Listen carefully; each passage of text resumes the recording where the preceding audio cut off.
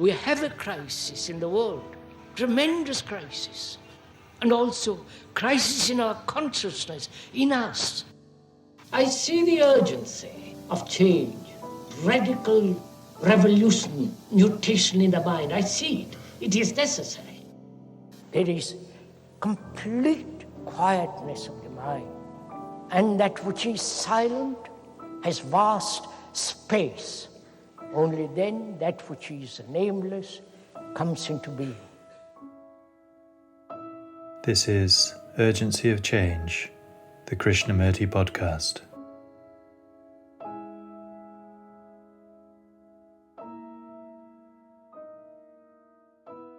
One must go beyond words, beyond names, beyond symbols, to really find out, to search very deeply, to inquire without restraint and without limitation.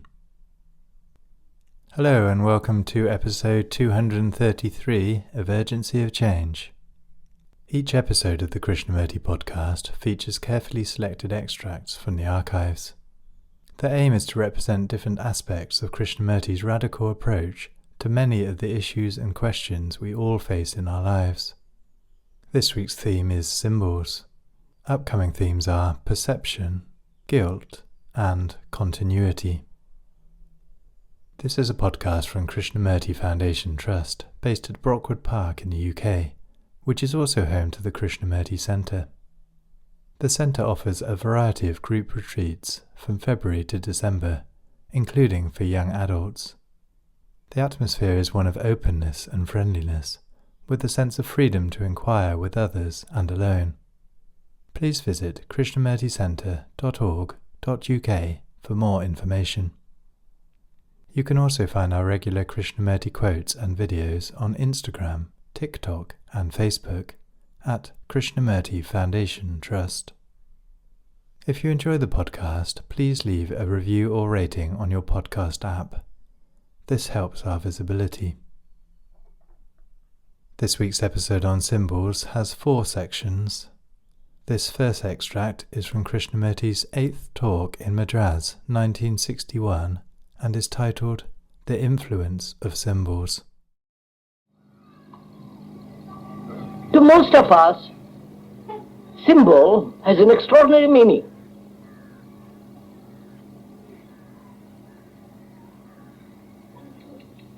To the Christian, the cross, the image,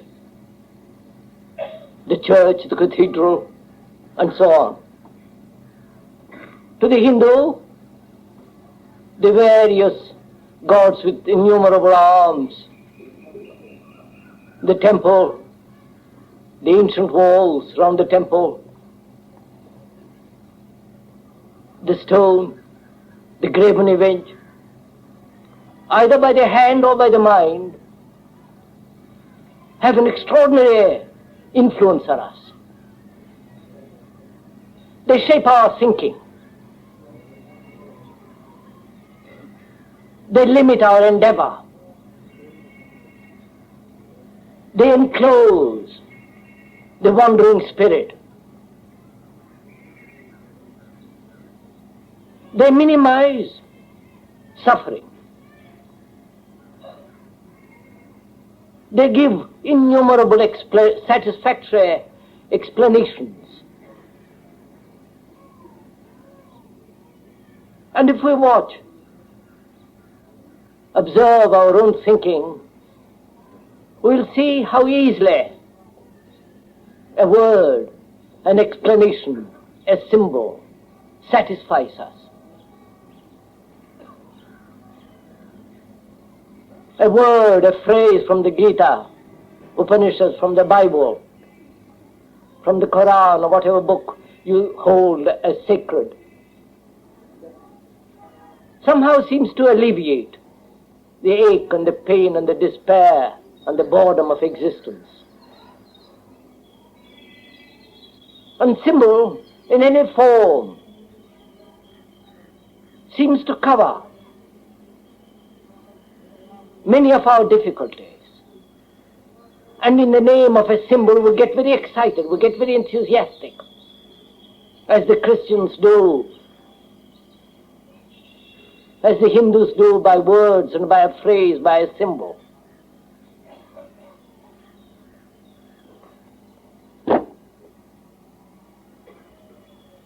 As I've been saying during all these talks, please don't just listen to me.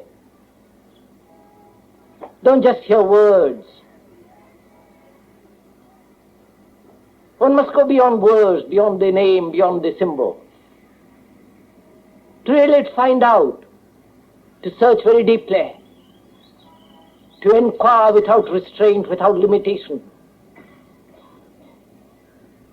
And I would suggest most earnestly, that is if you care to, and if you are serious enough, not merely to listen to an evening talk or a discussion of this kind, but in the very act of listening to explore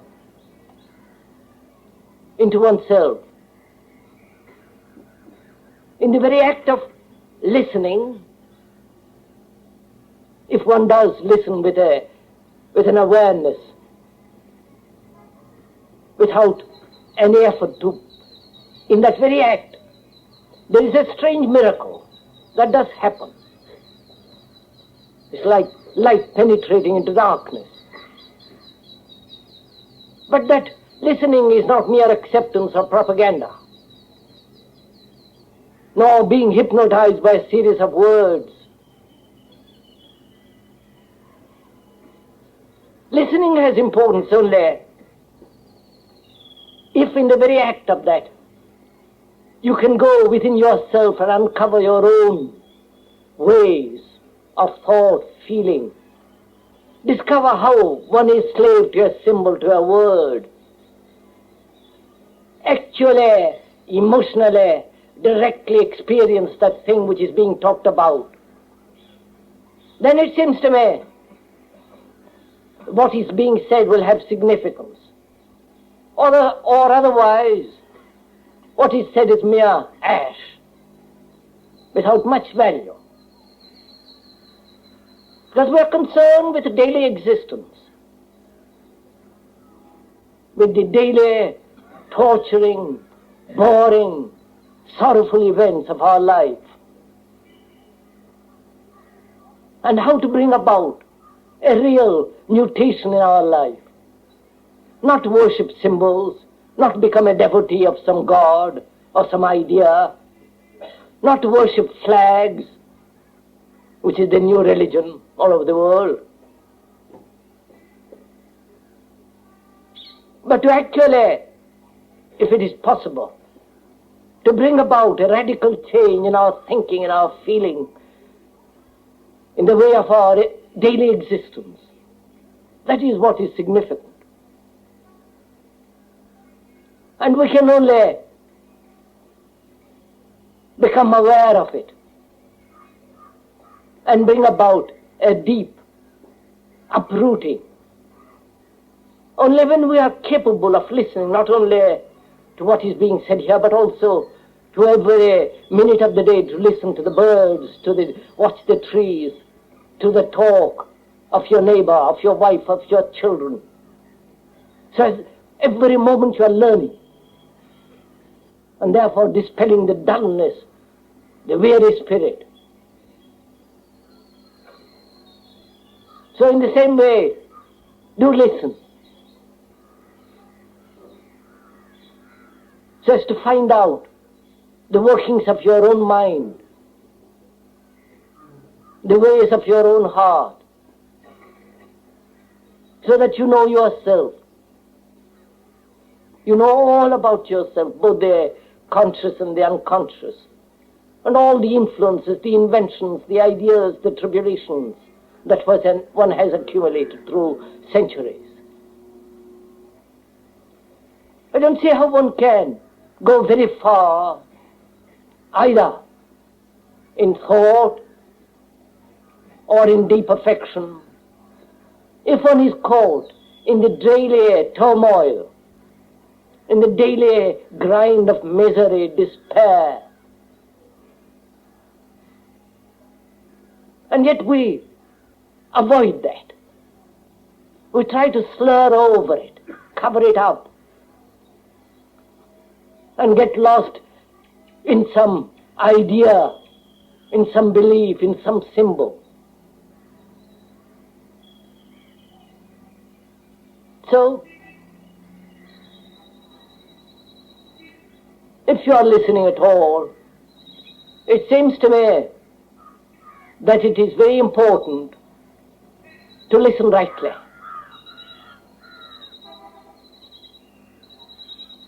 Because you see, if you do listen, then you are no longer influenced, no longer driven by circumstances, by your society. Then you put all those aside, and then perhaps you'll be able to enter into what is really the religious mind.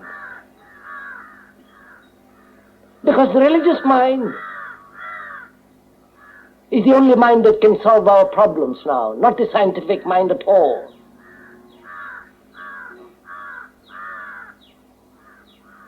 But to understand what the religious mind is, actually, not theoretically, one must investigate not only the symbol, question every symbol, and also go into the question of influence. How easily we are persuaded. How easily we become slaves to an idea which is really propaganda.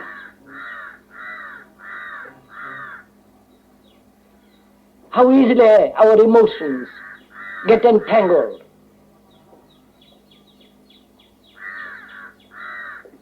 With a new or a possible new escape.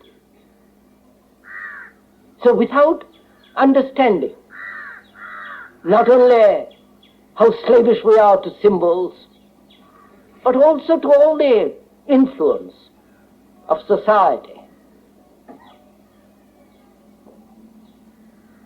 of tradition, of the family, of the name, of the occupation, the influence of papers, books, the influence of prominent people who are supposed to be awfully clever, who are supposed to be leaders.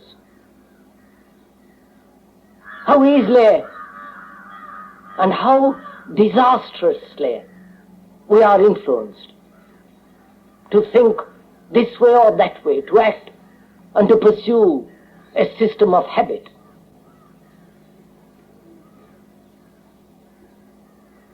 And to be able to discern every influence.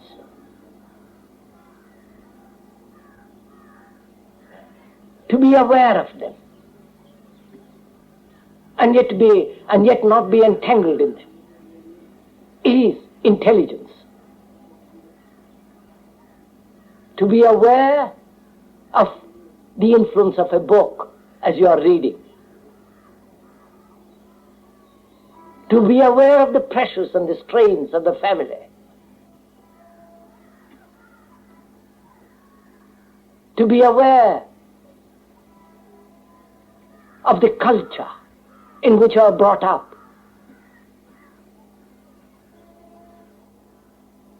Because there are innumerable influences all the time penetrating into the very delicate mechanism of the mind.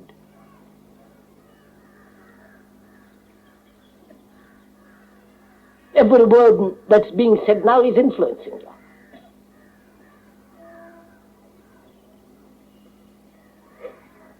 To be aware of it, and yet not to be caught in it.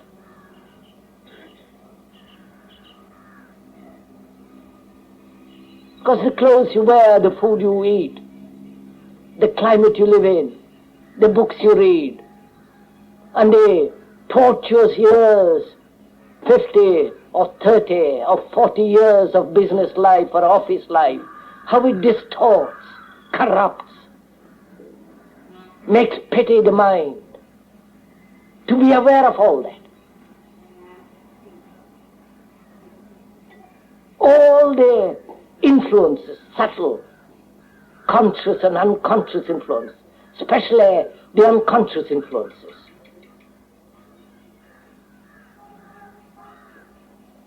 Because there are people that are old,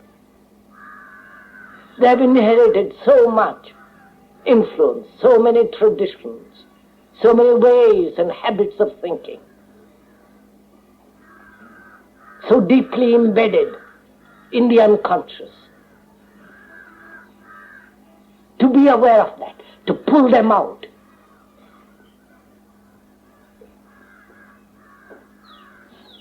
And examine them, question them, tear them to pieces so that not a single influence is left which you have not completely, totally understood.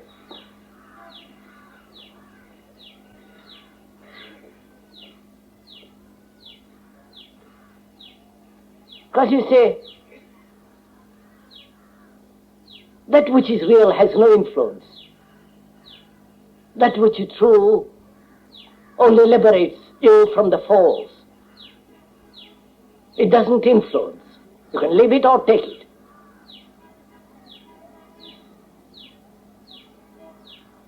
But to understand it, to go with it, to wander with it the face of the earth, to penetrate it deeply, you must be aware of the limiting, destructive influences that exist in the conscious mind as well as in the unconscious mind. Because most of our consciousness is made up of influence. It is influence, if you examine it. The influence of the Buddha, the Krishnas, the Shankaras, the political leaders, which is really propaganda. And is there, deeply embedded.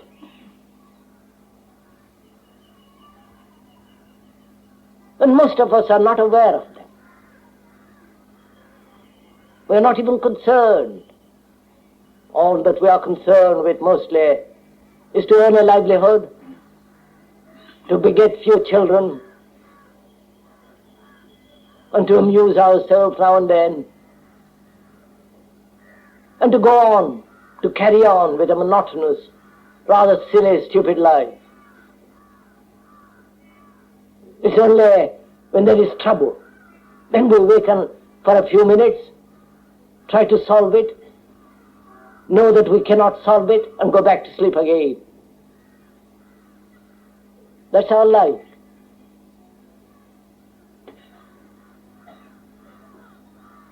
And to be aware of the many influences is necessary to liberate the mind. Because without a free mind, there is no discovery. You can't discover anything new unless if you are tethered to some form of an idea, of a belief, of a dogma, of a family, of the innumerable attachments that one cultivates, gathers as one lives.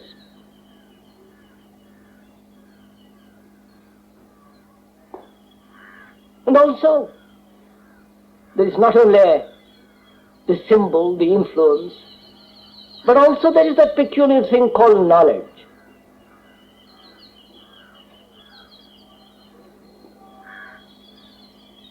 It's strange how we worship knowledge.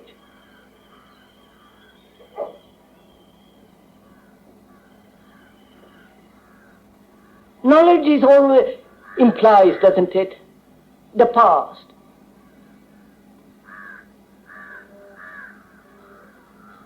Knowing is always in the present, and knowledge is always in the past. Like experiencing is in the present, and experience is always in the past. And to us, the past has extraordinary significance.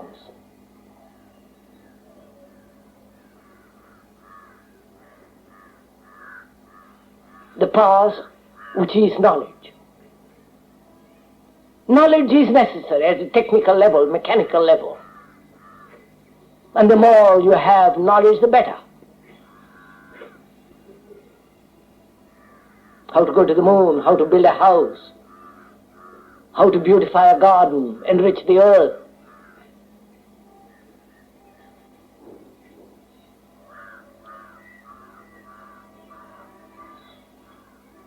But knowledge also becomes an impediment to deep discovery.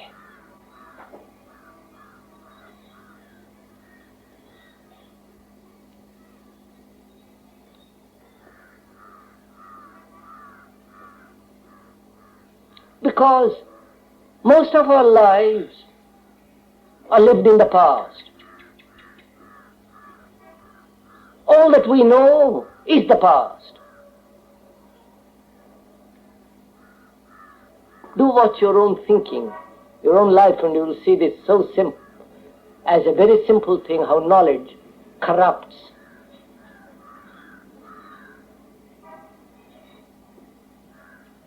The knowledge of where you live is important, otherwise you would have amnesia. But that very knowledge limits, creates fear, so that you don't want to go away from that which you have known.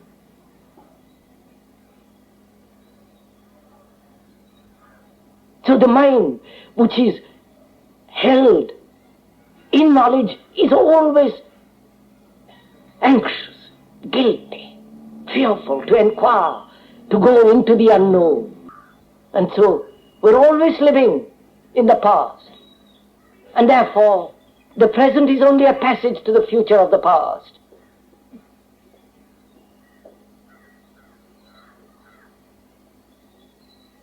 And so we live in a vicious circle, always in the field of the known. And therefore always never discovering something new, fresh, young, innocent.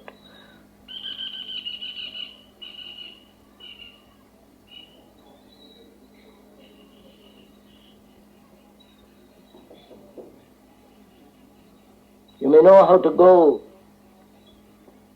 to the moon, how to drive a car, be extraordinarily efficient in building a bridge. But that is not creation. That's merely the functioning of mechanical knowledge. And that knowledge can be extensive, added year after year, century after century. But that's not creation. That doesn't open the door to something immense.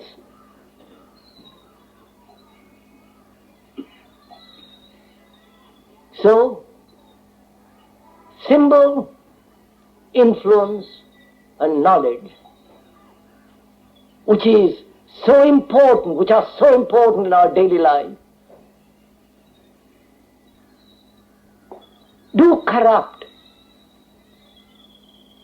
destroy the right inquiry, right questioning.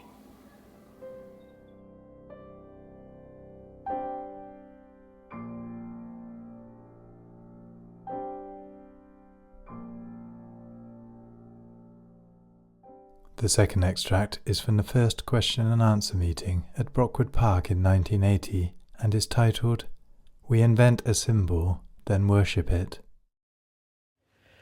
I derive strength from concentrating on a symbol. I belong to a group that encourages this. Is this an illusion? May I respectfully point out, don't belong to anything. Right? But you can't help it, you do.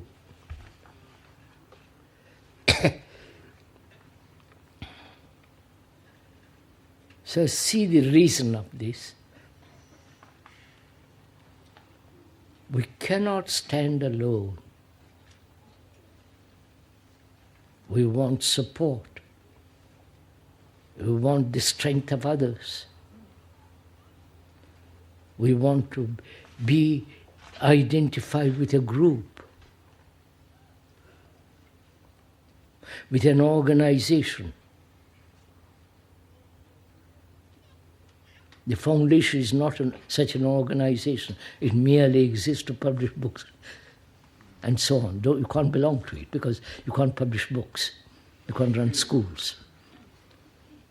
But the idea that we must be part of something or other, right? And belonging to something gives one strength.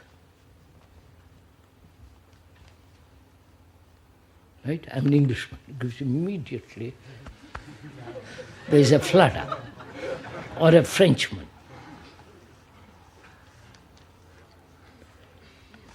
Once I was talking in India, and I said I'm not a Hindu. And a man came up to me afterwards. You mean you're not a Hindu? You must feel terribly lonely.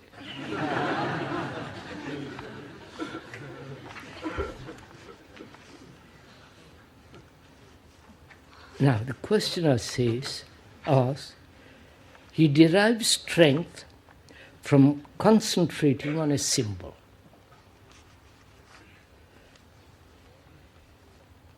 We all have symbols. Christian world is filled with symbols. Right? Right? The whole Christian world of religious movement is symbols, images,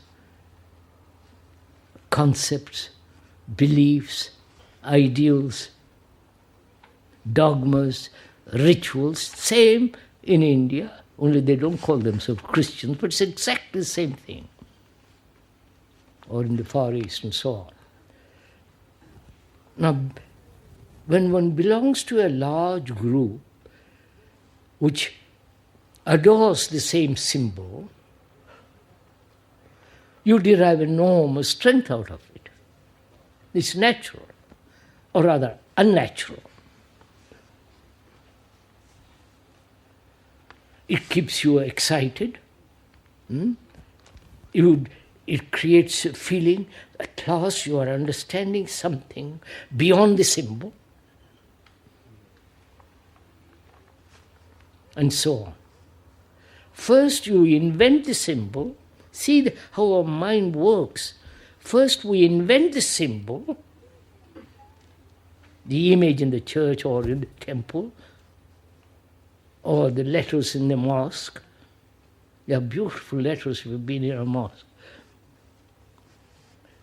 And we create those, and after creating those, we worship those. And in worshipping that which we have created out of our thought, we derive strength. See what is happening to our, you follow? Now the symbol is not the actual. Right? The actual may never exist. But the symbol satisfies. And the symbol gives us vitality, energy, by looking, thinking, observing, being with it. Surely, that which has been created by thought, psychologically, must be illusion. No? You create me, I hope you won't, you create me into your guru. I refuse to be a guru. It's too absurd. Because I see how the followers destroy the guru and the guru destroys the followers. You understand this? I see that. I don't want... to me, this whole thing is an abomination. I'm sorry to use strong language. But you create an image about me, about the speaker, and the whole business begins. So if I may point out, thought is the mischief maker in this.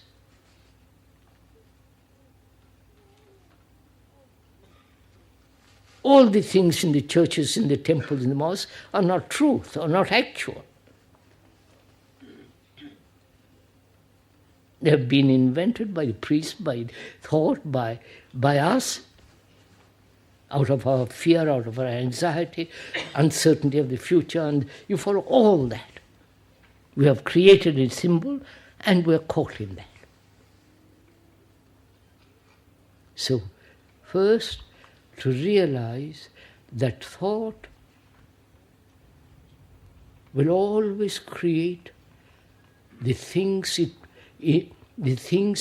which give it satisfaction, psychologically. Pleasure, you follow, gives it comfort. Therefore, the reassuring image is great comfort.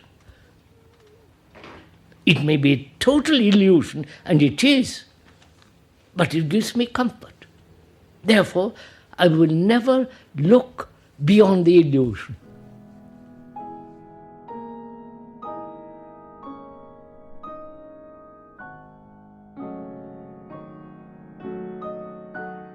The third extract is from Krishnamurti's first talk at Rajghat in 1962 and is titled, Can We Be Free of Symbols? Symbols and words have been imposed upon us through centuries upon centuries. Now, is it possible to be aware of these symbols and the source of those symbols and to go beyond it? That's right? That's right.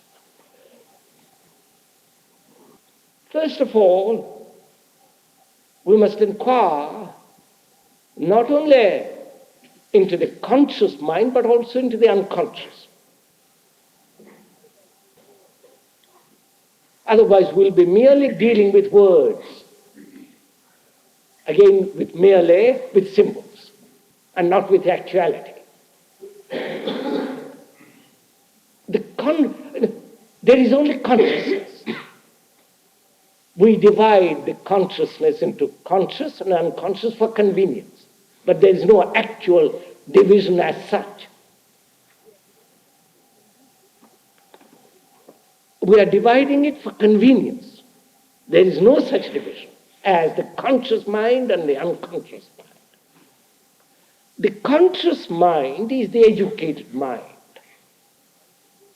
which has learned the new language, the new technique, how to go to the office, how to run an engine, do this. It has recently been educated to live in this world. The unconscious, the deeper layers of that mind is the result of centuries. Centuries of racial inheritance, of racial fears, of the residue of man's experience, collective as well as the individual. The things that one has heard in boyhood, the things that your great-great-great-grandmother told you, the influences that you gather by reading a newspaper of which you are not absolutely conscious. So the influences, the past, whether the immediate past or 10,000 years past, all that have taken root in the unconscious. Right? You don't have to agree with me, but these are psychological facts. It is not a matter of my invention with which you agree or disagree. This is so. It is so only if you have gone into yourself, not read books and say it is so. If you have gone into yourself very deeply, you are bound to come across all this. But if you have merely read books and have come to a conclusion according to those books, then you will agree or disagree, which has no importance at all. Now, all thinking is symbolic. All thinking is the result, as we said previously to that question, is the response to your memory. That memory is very deep, and that memory responds in words, in symbols. And the lady asks, is it possible to be free of these symbols? Is it possible for the Christian to be free of the symbol of Jesus and the cross? Is it possible for the Hindu to be free of the idea of Krishna, Gita, and all the rigmarole? And the lady asked, how did these symbols arise?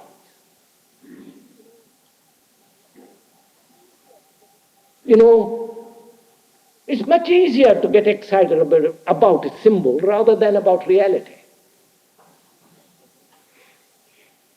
The symbol is the means of propaganda in the hands of the propagandist. The symbol is the flag. The symbol is the flag. And you can get terribly excited about the flag.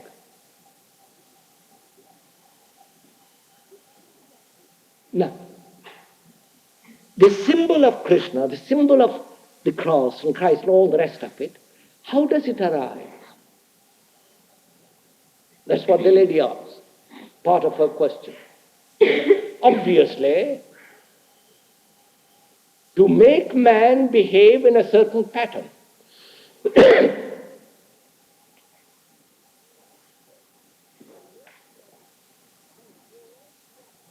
To make man conform to authority through fear.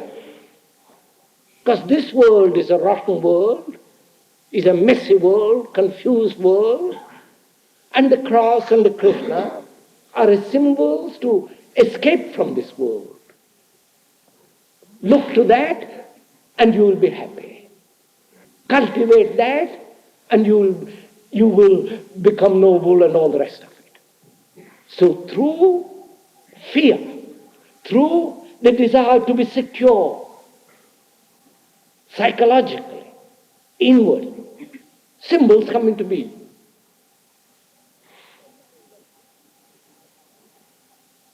A mind that's not afraid, inwardly, deeply, has no symbol. Why should I have a symbol of any kind?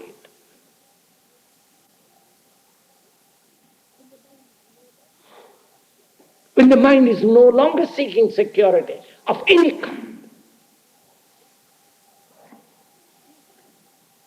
why should it function in symbols?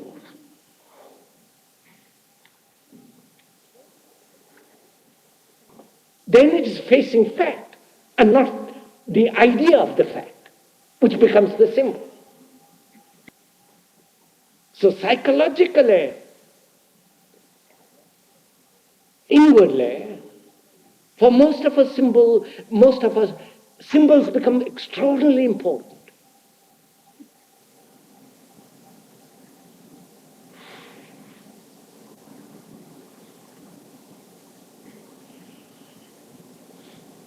And the ladies ask, is it possible not only to be aware of the symbol and their source, but also to be free of them? I can say yes, but it'll have no importance. It's my word against somebody else's word. But if you can go deeply into yourself, think, be aware of all the mechanism, of all the thought process,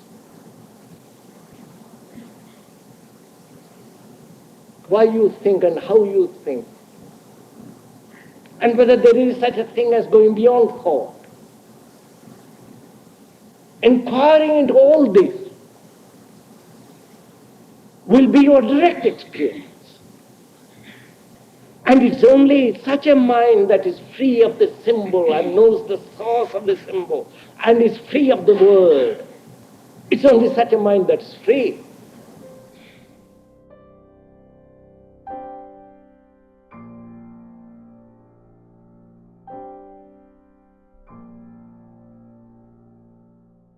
The final extract in this episode is from Krishnamurti's sixth talk in Ojai 1982 and is titled, No Symbol is Sacred.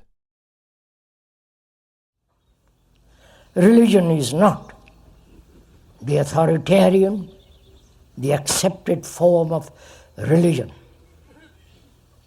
The state religion, the religion of belief, of faith, of dogma, of rituals, of worship as symbol. That's not religion, obviously.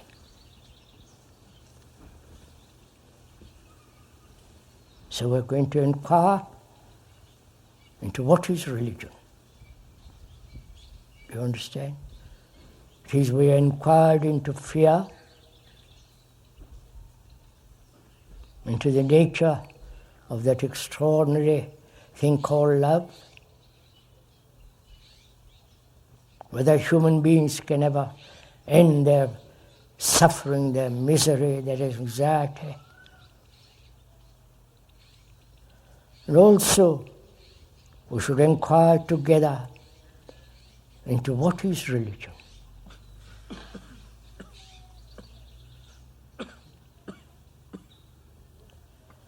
Man worships.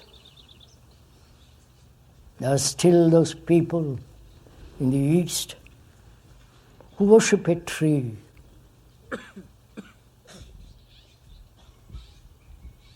who worship a mountain. They give it, in India, to the Himalayas, a special peaks, a special name. And they worship at one time the earth, the trees, the heavens, the sun, as the Egyptians did. But we consider all that illusion, nonsense. And as we are so terribly sophisticated, we worship a symbol. Pray to that symbol, to that savior, or as in India, it's another form of the same thing.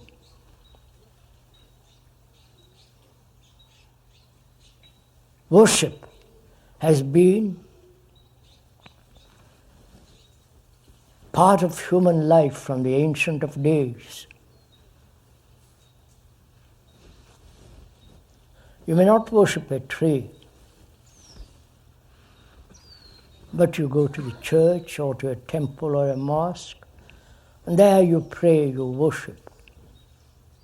There's not much difference between the worship of a tree, which is alone in a marvelous field of green earth, and the symbol that thought has created in the church, in the temple, or in a mosque. There's not much difference between the two, because man suffers, he's in trouble, he doesn't know to whom to turn to. So he invents a comforting God, which is thought, invents a God, and then worships that which he has invented. These are facts, whether you like it or not. You invent the whole rituals of Christianity, as in India, they are complicated rituals. And it is the invention of thought. And then thought says that which is divine revelation. I do not know if you have not noticed. In Asia, which includes India and here, divine revelation plays an extraordinary part.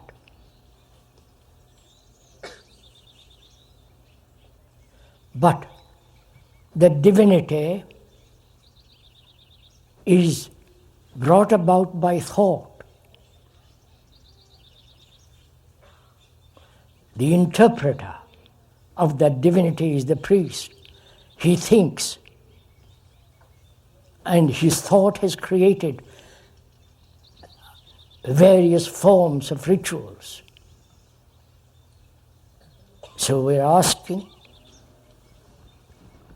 is religion all this?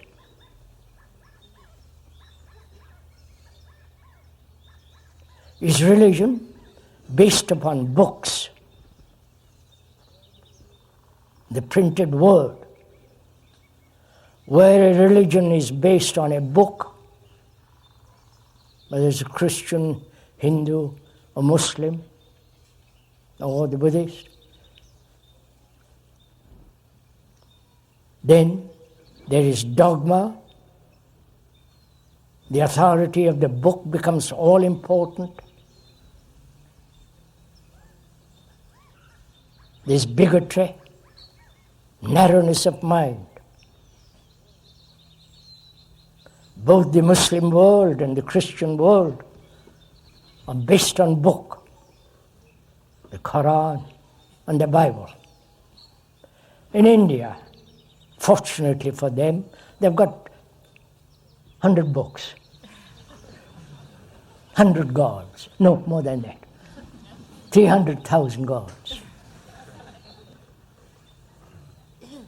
Don't please laugh, this is very serious.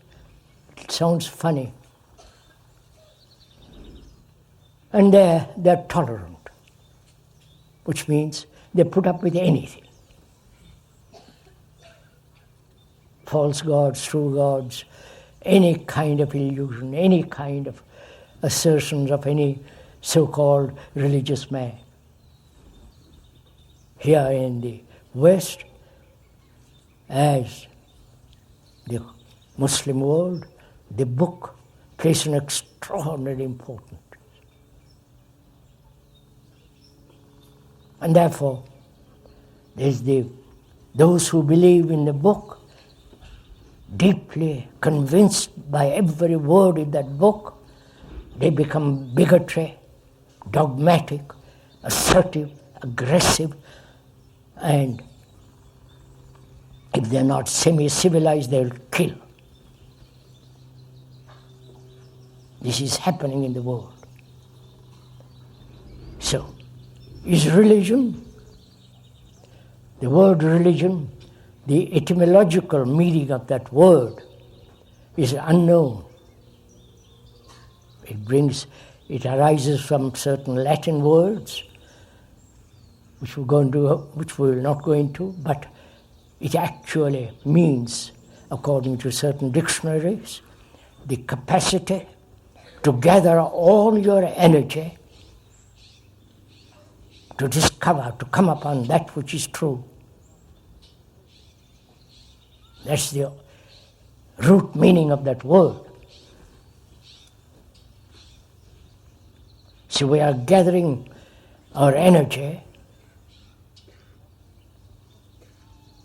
all our energy, not a specialized energy, the energy of thought, the energy of emotions, the passionate energy to inquire into what is truth and to go into it deeply We must inquire also into why thought, which has invented all the religions in the world, all the rituals, all the dogmas, the beliefs, the faiths, which is the result of thought. There is nothing divine about anything. Thought can say what I have invented is divine. But thought is not sacred, is not holy. So it is important to go into this question of what is thought. We've gone into it previously, but the more you look at it, the more you inquire into the very nature of thought, the more complicated, it demands a subtle mind, it demands a quickness of mind, not a mechanical mind, not a mind that accepts, not a mind that acquiesces, but a mind that doubtful, questioning, demanding, has this great energy. And when you give this total energy, not an energy which is partial, because you are interested in some form of entertainment or in some form of relief, in some form of comfort, then it is all partial energy. Whereas if you demand totally to understand the nature of human mind, why we live the way we are living, destroying the earth, destroying ourselves, wars, misery, then you have to give all your energy. And where there is this total energy, complete passion to understand, to find out a way of living which is totally different from non-mechanistic, repetitive way. So we have to go into this question deeply once again. What is thought? Why thought plays such an extraordinary importance in our life, in our relationship? Is thought love? Please inquire with the speaker. Really, the speaker is putting your question. It's not his question. You are putting this question for yourself. Thought has created the marvelous cathedrals, magnificent structures in Europe and some of them here. And thought also has put all those things inside the cathedrals, in the churches, in the temples, in the mosque. So when asked, is thought sacred? Because it has put all this in these buildings, and then you worship it. I wonder if one sees the illusion of this, the ironic, actual deception that thought has invented the symbol, the ritual, the host, and the different things in India and Asia. Thought has been responsible for all this. Some of it being copied from the ancient Egypts, from India, and so on. And then thought having created this marvelous structure in stone, then inside it are all the symbols, the agony, and in the Asiatic world a different symbol. Then thought says you must worship that. So we are asking, is thought sacred in itself? Or it is merely, please listen to it, you may not agree, do not agree, but inquire. Is thought a material process? If it is not sacred, then it is a material process. But thought has invented these heaven and hell, the saviors of the world, according to different religions. Their rituals is all the result of thought.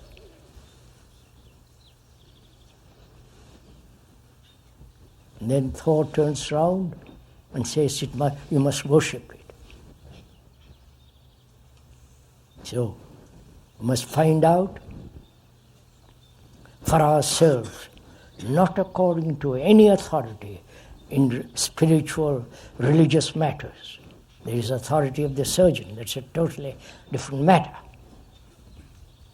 But to discover, to come upon that which is eternal, if there is such thing as eternity, your mind must be free in all spiritual matters, in all psychic matters. That is in the psychological realm, which is you, there must be total freedom to find out. So we are going to inquire together the nature of thought. If you have no thought at all, you live in a state of amnesia, blankness. But that is a rare form of disease. But most human beings throughout the world, whether they're Hindus, Buddhists, and Christians, and so on, communists, the common factor is thought.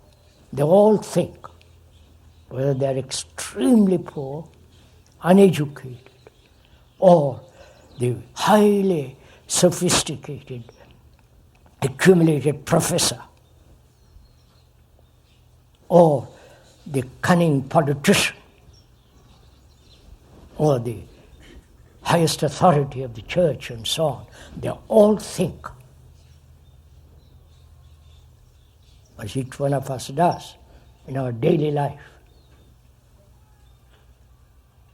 And that thought dominates our life.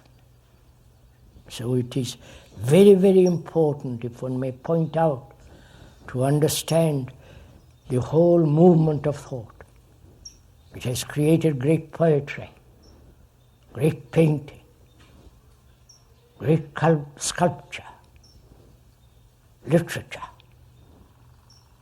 And thought is necessary to do business, to drive a car and so on.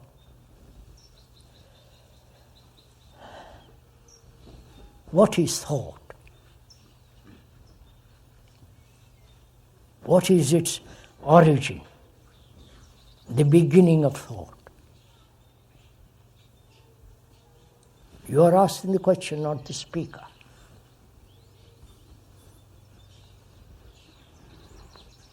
Please apply your own mind's brain to inquire into this question. Because thought dominates every action in our life. Thought is the determining factor in relationship.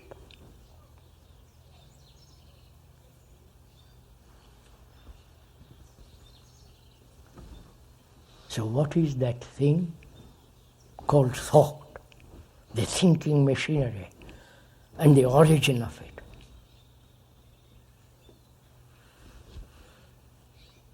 Is not thought born out of memory?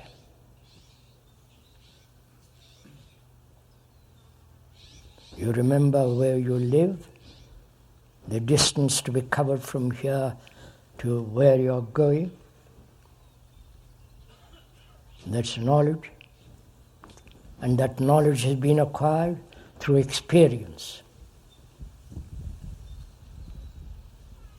So the beginning of thought is experience, knowledge, memory stored in the brain. Right? This is a fact, not exotic or absurd illusion. You remember something that happened yesterday, pleasurable or not, and that remembrance is stored in the brain, recorded in the brain, and from that record, thought comes into being.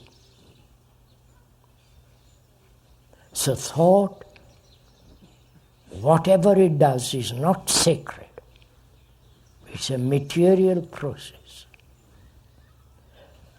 Some of the scientists even agree to what the speaker has been saying for many years.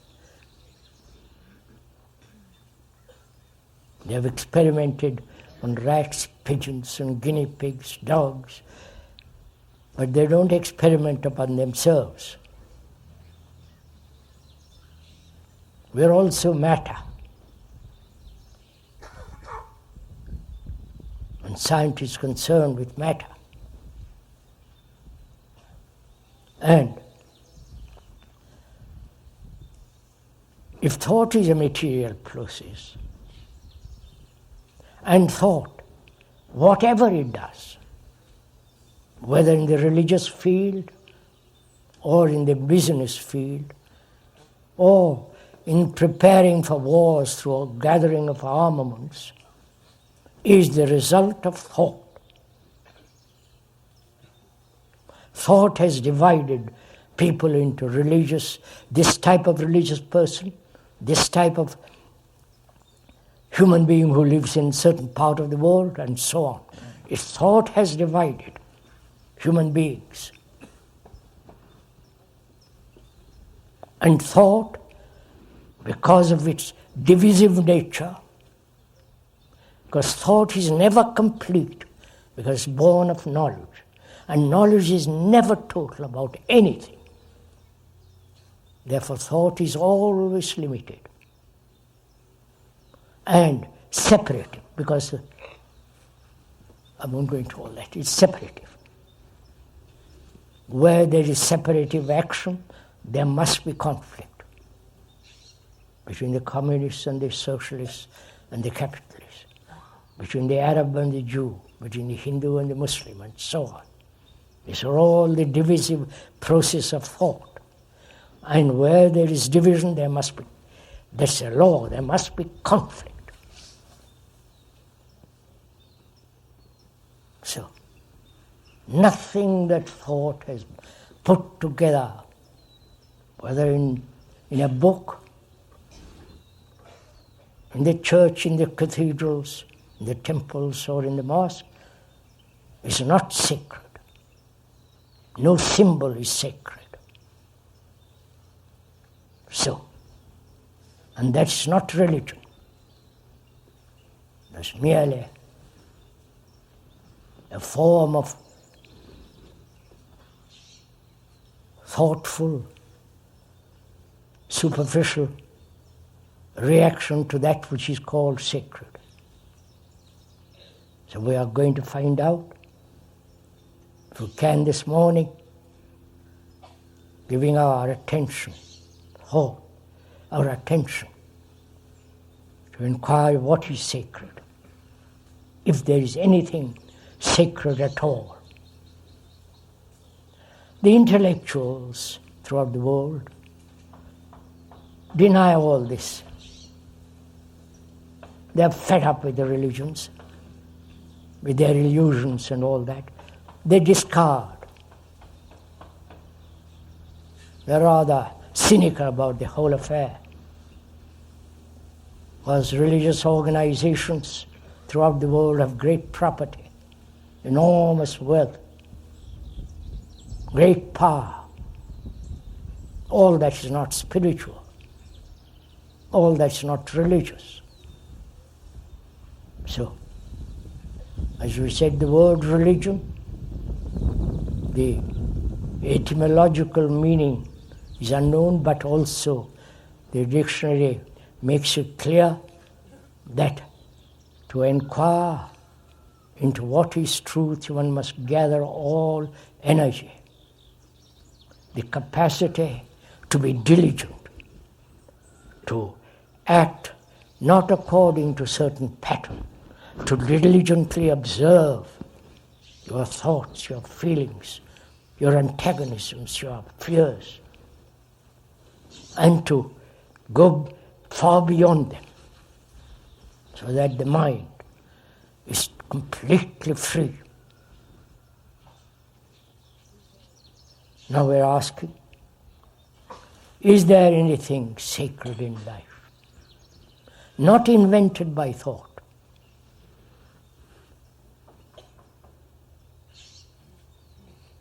Because man, from time immeasurable, he has always asked this question. Is there something beyond all this confusion, misery, darkness, illusions, beyond the institutions and reforms? Is there something really true? Something beyond time? Something so immense that thought cannot come to it? Man has inquired all this into this. And only apparently very, very, very, very few people have been free to enter into that world. And the priest from ancient of times comes in between the seeker and that which he's hoping to find. He interprets. He becomes the man who knows or thinks he knows. And is sidetracked, diverted, lost. So if we want to inquire into that which is most holy, which is nameless and timeless, one must obviously belong to no group,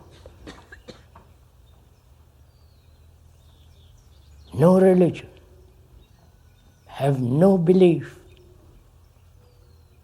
no faith, because belief and faith,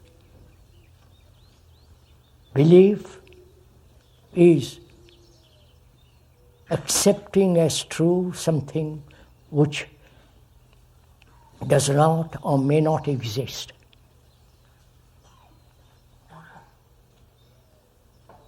That is the nature of belief. Taking for granted, accepting something to be true. When your own inquiry, your own vitality, energy has not found out, you believe. Because in belief there is some form of security, comfort. But a man who is seeking merely psychological comfort, such a man will never come upon that which is beyond time. So there must be total freedom.